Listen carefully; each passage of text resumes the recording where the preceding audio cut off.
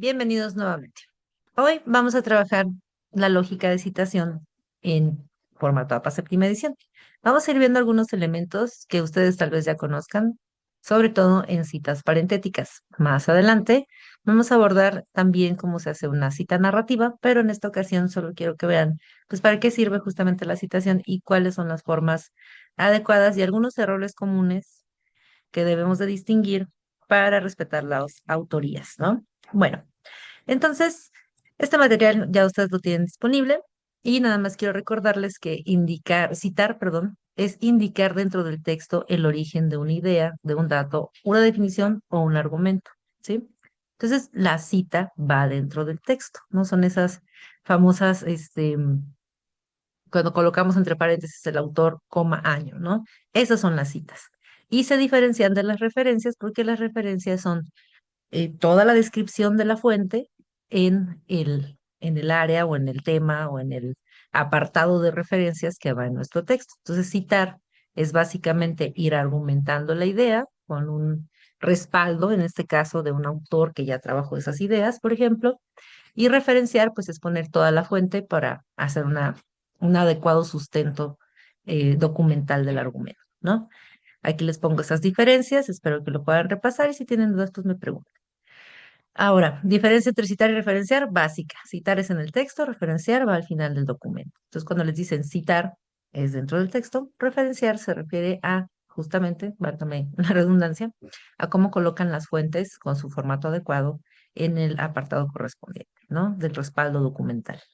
Bueno, entonces, aquí vamos a repasar algunas ideas rápidas sobre la citación y yo quisiera que viéramos primero los ejemplos, ¿no? Entonces, ¿cómo integramos la cita de manera correcta en el texto? Generalmente lo que hacemos es escribir nuestra idea, nuestro argumento, y al final de la idea vamos a colocar entre paréntesis, en este caso que es una cita parentética, no narrativa, ya luego vemos otro ejemplo, vamos a colocar pues al autor, ¿no?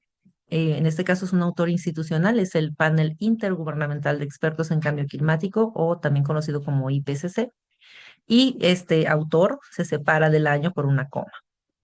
Hay muchos errores todavía y es algo que tienen que considerar, ya sea un autor institucional o sea un autor con una persona, vaya que todavía me colocan por ahí o colocan muchas veces las iniciales. Eso se usaba en versiones previas, eso ya no se utiliza, ¿no? En el caso de autores personas, ¿no? Les voy a mostrar un ejemplo. Aquí dice García 2019, no lleva iniciales, solo el apellido del autor. Vamos a ver varios casos de eso. Bueno, entonces aquí tenemos el argumento, la idea, la variabilidad climática ha intensificado la frecuencia y la magnitud de eventos extremos en diversas regiones del mundo, lo que ha generado impactos diferenciados sobre los recursos hídricos, ¿no? ¿De dónde se obtuvo este argumento? ¿Dónde se obtuvo esta idea? Ah, pues de este autor, ¿no? Que hizo esta revisión, digamos, ¿no? IPCC, 2021. La cita está justamente ahí respaldando la idea que estoy presentando, ¿no? El argumento se mantiene claro porque la redacción así es clara, ¿no? Y la fuente, pues aquí citada, respalda esta información. ¿Qué errores podemos tener comúnmente?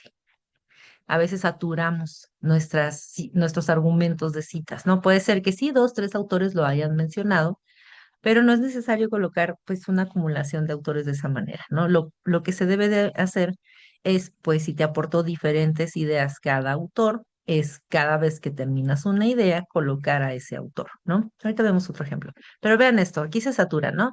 La variabilidad climática afecta a los recursos hídricos, incrementa la frecuencia de eventos extremos y genera impactos en los ecosistemas acuáticos.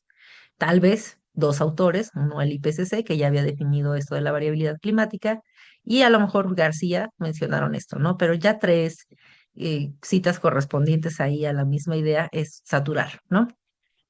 Bueno, aquí otra cosa que quiero que noten es cómo separamos cada autor con punto y coma, ¿no? Eso también lo vamos a ver más adelante, pero para que los vayan observando. Ahora, fíjense bien cómo trabajamos en lugar de saturar la idea con el párrafo, ¿no? Con tres autores al final, lo que hacemos es respetar las ideas, ¿no? La variabilidad climática ha incrementado la frecuencia de eventos extremos a escala global. IPCC es el autor de referencia, ¿no? En el contexto nacional, ¿no? En México, por ejemplo, estos cambios se reflejan en alteraciones del régimen hidrológico y de la disponibilidad de agua, lo que decíamos antes, ¿no? Que afecta a los sistemas acuáticos y la disponibilidad del agua. Perdón. me regreso. Entonces, aquí lo que hicimos fue usar dos ideas en un mismo párrafo. Ideas relacionadas, por supuesto, ¿no? La idea central es que la variabilidad afecta a los recursos hídricos, nada más que estamos agregando el contexto nacional. Entonces, lo que hacemos aquí es pensar, ¿cómo voy a argumentar esta idea global en este párrafo? Pues tengo dos aportes, ¿no? Dos argumentos. Para esto, la primera idea de la variabilidad climática, la segunda, pues el contexto nacional. Y respeto a los autores, cada quien me aportó un respaldo para ese argumento. Esta es la forma más adecuada. En lugar de estar haciendo acumulación de autores al final del párrafo, conviene mejor respetarlos así, ¿no? Y si se fijan, las ideas pues están separadas por puntos y seguido. Es una de las cuestiones básicas de ortografía y de estilo de redacción que podemos considerar a la hora de pues establecer nuestros argumentos, que a lo mejor por cada punto y seguido, si representa una idea diferenciada, pues colocar ahí justo a nuestros autores que respaldan ese argumento, ¿no? Bueno, esto es para que vayan estableciendo las formas adecuadas de presentar sus argumentos. Bien, hay una diferencia entre paráfrasis y citación, más bien una relación, perdón, entre paráfrasis y citación. Diferencia todavía no. Parafrasear no elimina la obligación de citar. De todos modos, aunque uses palabras distintas o tus propias palabras, la voz del autor, pues debes de respetar, pues que si son datos, por ejemplo, si es información que ya fue declarada por alguien más, pues se tiene que respetar esa idea original, ¿no? Por lo tanto, debemos atraer al autor. Parafrasear significa reformular una idea, pues con las palabras propias, ¿no? En este caso, una forma de hacer una paráfrasis correcta, ¿no? Es mantener la idea aunque utilicemos pues una forma o una manera de formularla distinta, ¿no? Entonces, el texto original aquí es el cambio climático ha intensificado, perdón, la variabilidad de los recursos de los sistemas hidrológicos, afectando la disponibilidad de agua en distintas regiones. Una paráfrasis correcta podría ser la variabilidad del clima ha generado alteraciones en los sistemas hídricos, lo que se refleja en cambios en la disponibilidad de agua a escala regional, ¿no? Es la misma idea, de hecho son palabras muy similares, sin embargo, pues están estructuradas de una forma más narrativa, a lo mejor con la voz del autor, ¿no? En este caso, pues aplica aquí hacer la paráfrasis de manera adecuada, respetando la idea. Una que podría ser un error es la variabilidad del clima ha provocado modificaciones en los sistemas hídricos y en la disponibilidad de agua en distintas regiones. Parece la misma idea, sin embargo, aquí para empezar no tenemos la cita, ¿no? Está redactado con palabras propias, pues sí, pero perdió algunos elementos de la idea principal. Y la idea, pues sobre todo no es original y pues falta la cita, ¿no? En este caso. Bueno, algunos otros ejemplos, pues una copia ahí más o menos muy similar a la idea original, al texto original, que eso ya es caer en plagio. Acuérdense que tenemos que tratar de cambiar justamente, pues, esa idea, ese texto original, más bien, ¿no?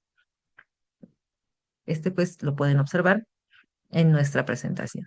Cambios mínimos de palabras, pues no se vale, hay que reconfigurar la idea básicamente en el sentido de, pues, cómo la comentamos, cómo la argumentamos, cómo la escribimos. Perdón. Bueno, no hay que saturar de citas textuales tampoco un texto, ¿no? Una cita textual es cuando ponemos entre comillas exactamente lo que dijo el autor. Esto aplica sobre todo cuando son, por ejemplo, leyes normativas, ese tipo de cuestiones. Solemos hacer esto, ¿no? Poner entre comillas exactamente lo que dice. Por ejemplo, aquí está saturado de citas textuales. El cambio climático ha intensificado la variabilidad de los sistemas hidrológicos, lo dijo el IPCC, y tal cual lo estoy planteando, pero no puedo hacer esto seguido, ¿no? Es una sola idea, se puede citar textualmente, o sea, entre comillas, ¿no? Pero pues no tantas seguidas, ¿no? Eso es algo pues inadecuado. Ahora, en este otro ejemplo, aquí dice paráfrasis que conserva la voz del autor, ¿no? En las regiones montañosas, los cambios en la precipitación y la temperatura influyen de manera diferenciada en los procesos de escurrimiento y recarga. Y tenemos este autor, ¿no? En este caso, son dos autores.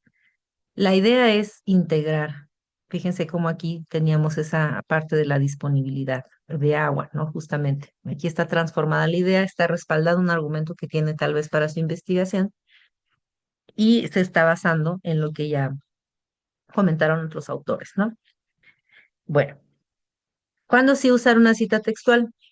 Pues cuando es difícil, reconfigurar o parafrasear una idea. Les digo que aplica generalmente para textos normativos, textos legislativos, ¿no? Que son muy puntuales en las descripciones y hay que rescatarlas. Un ejemplo, que esto lo pueden repasar, ya les digo, en la presentación y preguntar algunas ideas al respecto. Otra ocasión en la que hay que citar textualmente es cuando analizamos el lenguaje del autor. Por ejemplo, un autor manifiesta una idea que dice, ¿no? El uso reiterado del término gestión integrada evidencia un énfasis discursivo en la articulación institucional del manejo del agua. Así tal cual lo dijo, ¿no? Puede ser difícil a lo mejor reconfigurar esta idea, pero lo básico es, estoy integrando exactamente lo que dijo ese autor porque estoy analizando lo que dijo y qué significa, ¿no? Entonces ahí es cuando utilizo cita textual. Eso se utiliza mucho, por ejemplo, en pues investigaciones más bien más sociales, más de jurídicas, etcétera, ¿no? Bueno, aquí en este caso, nada más para puntualizar, la cita es el objeto de estudio, esa cita textual es lo que estamos analizando, ¿no? Ah, bueno, continuando, vamos a ver la lógica o el sistema autor-año en APA séptima edición.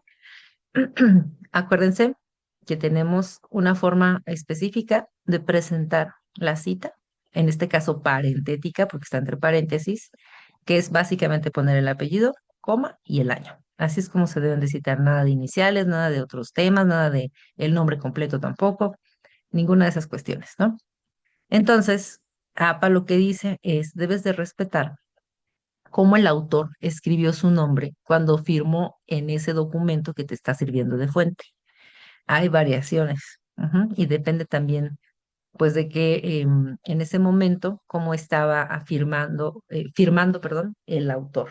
Les voy a mostrar un ejemplo aquí rápidamente, ¿no? Por ejemplo, en este caso, García Márquez. García Márquez, si él en su texto, en su obra, usó sus dos apellidos, cuando tú citas debes de utilizar ambos apellidos, García Márquez y obviamente el año en que se publicó la obra, ¿no?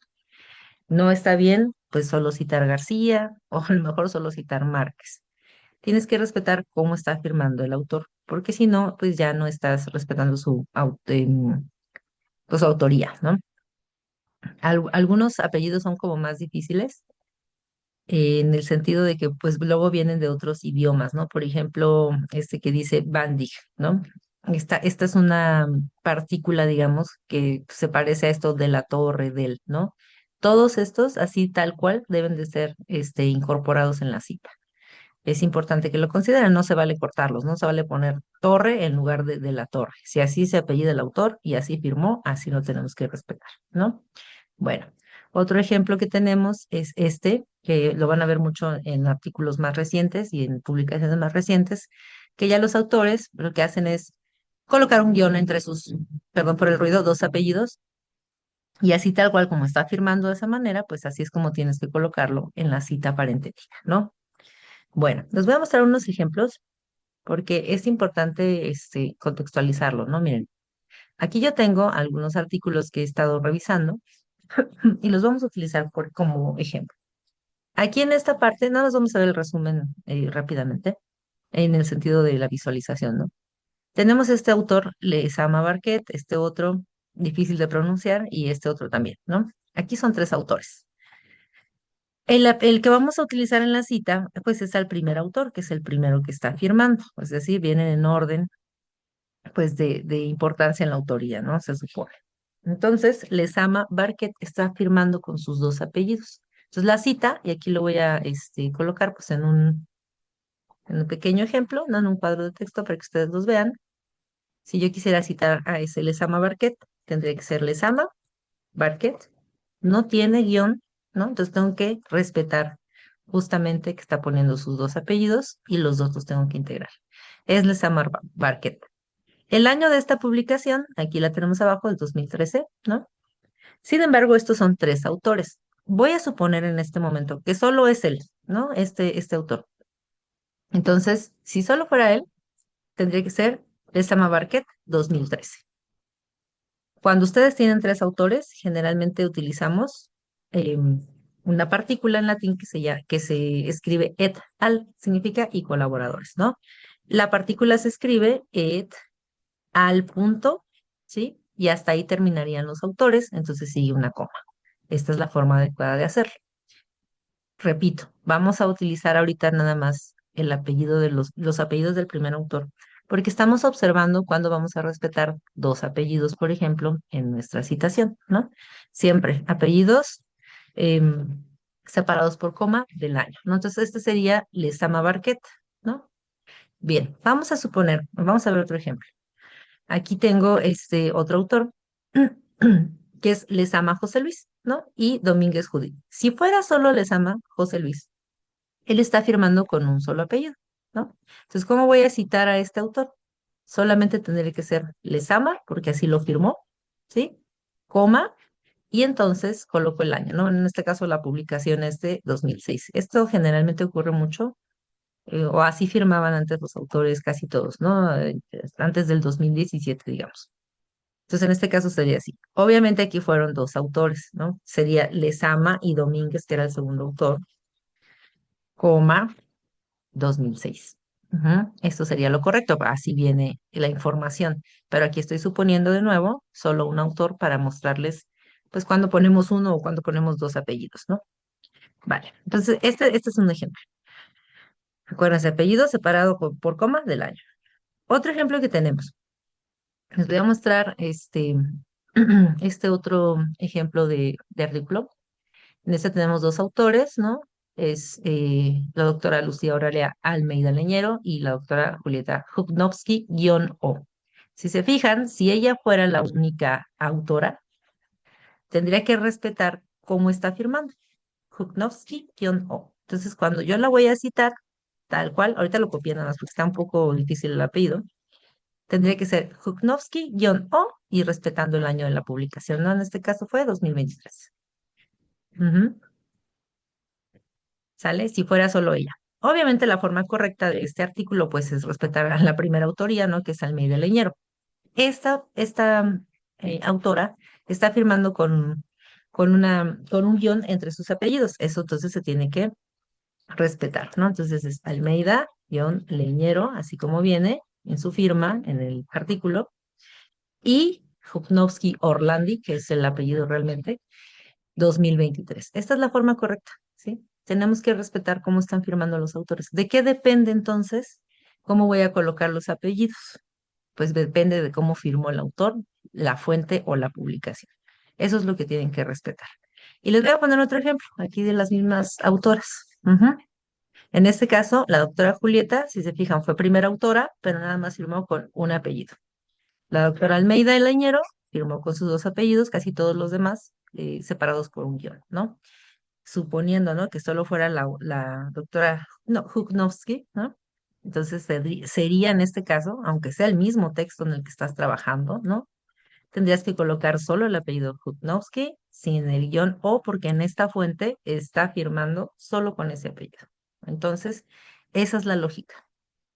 ¿Cómo firma el autor en esa fuente que estoy usando para mi argumento? Así tal cual tengo que rescatar su apellido. Aquí no le cambié el año, pero es de 2010, ¿no? También hay que estar pendientes de los años. Nos permiten establecer, pues, un resumen histórico de cuando se realizaron esas investigaciones que nos están sirviendo de argumento.